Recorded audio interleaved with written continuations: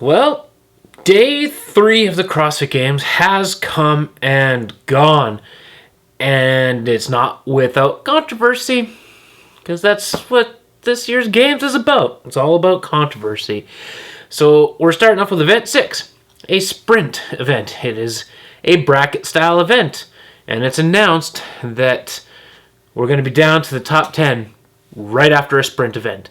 So a lot of people are thinking, well, the top 10 athletes aren't CrossFit athletes. There's a lot of cardio athletes.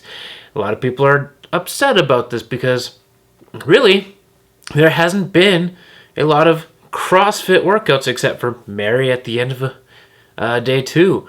I have a pretty strong opinion about this, and I'm going to save that for a recap video probably on Monday after I recap day 4. But we're going to leave that for now, and I'm just going to give you guys the facts, and you guys can do with it what you will. You can make your own assessment, your own judgment. Always put those comments in the comment section below. Let's get a bit of a debate going. Anywho, sprint 1, or the event 6 for the individuals, was a sprint event. It was full of penalties, it was full of controversy, and just, I don't know if it was a well-programmed event, but it is what it is. Dave Castro, I think his hand is being pushed very strongly by Greg Glassman, and we're just not seeing the games up until that point that we typically weren't seeing. And in event 6, we got to see Noah Olson expand his lead on Matt Frazier. We got to see a bit of a surprise, well, maybe not so much of a surprise, with Kristen Holta winning it on the women's side. Tia Toomey stayed in that top 5 heat, but a lot of people got cut from there, and especially from the women's side. A lot of very strong contending athletes got cut. It was nuts. So on the women's side, the notable cuts after event 6 on the sprint event, 12 through 20, honestly, like big name athletes, very, very capable athletes. And I think after Tia had won the final event of the day, she goes on to say that she, in a very kind way, wasn't a big fan of the cuts and all the people that deserved to be there. And you'll find out more once I get to what event 7 and 8 was, why they deserved to be there. But like, this is literally in order from 12 to 20, and you'll find out that it probably wasn't fair to a lot of the athletes. In 12th place, Annie Thorsdottir. In 13th, Caroline Prevost. 14th, Alessandra Picelli. 15th, Laura Horvath. 16th, Brooke Wells, who was literally eliminated on a penalty in event 6 that for the longest time wasn't explained, but all you could see on the live stream was her just crying on the sidelines. Then Caroline Reason-Thibault, 18th place, Sam Briggs, 19th, Emily Rolfe out of Canada, and 20th, Sarah Sigmundsdottir. It's just insane to see that these athletes were cut after this sprint event. And on the men's side, not as many notable names because I think they kind of weeded themselves out. But in 11th place, Cole Sager, 12th, Travis Mayer, 15th, Chandler Smith, 16th, my favorite for number 2, Pat Vellner, which is a tough one to see. Again, a penalty cost him a few places. He probably wouldn't have made the cut, but simply would have made him look a little bit better on the scoreboard, I guess. And 17th, third overall, Lucas Holberg, all cut from the competition right after event 6. So literally every single event at the beginning of the of this CrossFit Games, there was cuts. I don't think that was fair. I think maybe we could have made the cuts at the end of Saturday and then just gone into the top 10. Again, not going to get into it too much with this video. We'll save it for my recap video. And then, after the sprint event, which was event 6, event 7, we finally got into some CrossFit-style workouts. This one was called the Split Triplet. Very interesting programming, very awkward movements, and it kind of separated the who's who, I would think, who was left of the top 10. This is where you started to see the champs be champs. So the workout, 1 pegboard, 100 double unders, 10 single arm hang split snatches, whatever. That was just insane. And then 10 single arm hang clean and jerks. Not just normal jerks, but split jerks. Matt Fraser wins the event. Now he's starting to look like he's back in form because guess what?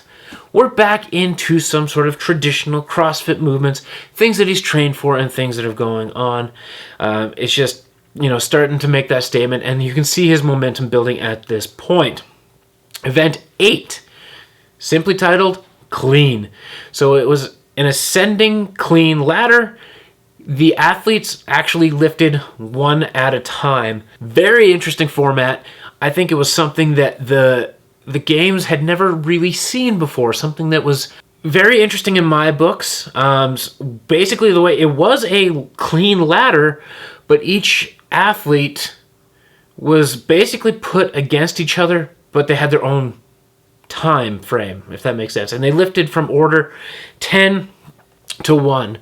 And for the men, the clean ladder started at 315 pounds. Just insane. On the women's side, it topped out at 265 pounds. We've seen one female hit that. On the men, it topped out at 385. We did not need to see that max clean effort. But I think maybe the weight on the women's side was programmed just a little bit too heavy because 3 women did not make the opening lift.